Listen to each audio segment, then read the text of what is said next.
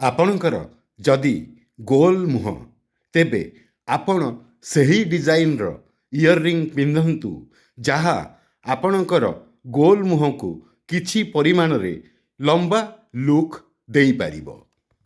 ଏହି ଇୟରିଂଟି ହେଉଛି long dangling earring. ଏହାର ଲମ୍ବା ଡିଜାଇନ ଆପଣଙ୍କର ଗୋଲ ମୁହଁର ଆପିୟରାନ୍ସକୁ ଲମ୍ବା କରିଥାଏ। ଗୋଲ ମୁହଁରେ ଆଙ୍ଗୁଲାର ଡିଜାଇନ ମଧ୍ୟ ଜଚିବ। ଏହି ଇୟରିଂଟି ଟ୍ରାଆଙ୍ଗୁଲାର ଡିଜାଇନ ଇୟରିଂ। ଏଇଟି ସ୍କୋୟାର ଡିଜାଇନର।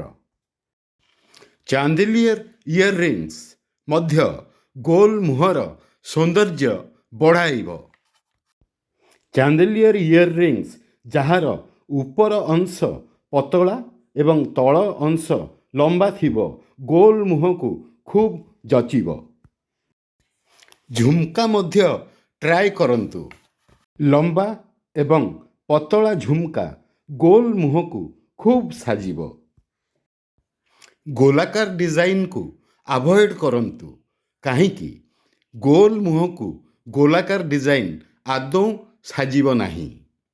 ଟିୟର ଡ୍ରପ୍ ଡିଜାଇନ ଏକଦମ ଗୋଲ ମୁହଁକୁ ସାଜିବ। ସ୍କୋୟାର୍ସ ଡିଜାଇନ ମଧ୍ୟ ସାଜିବ। ଷ୍ଟ୍ରକ୍ଚରାଲ ଷ୍ଟଡ୍ସ ମଧ୍ୟ ସାଜିବ। ଡ୍ରପ୍ ଇୟରିଂସ୍ ମଧ୍ୟ ସାଜିବ।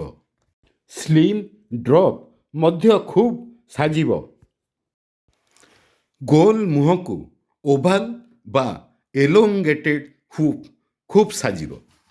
ଏଇଟି ହେଉଛି ଓଭାଲ ହୁପ୍ ଡିଜାଇନ।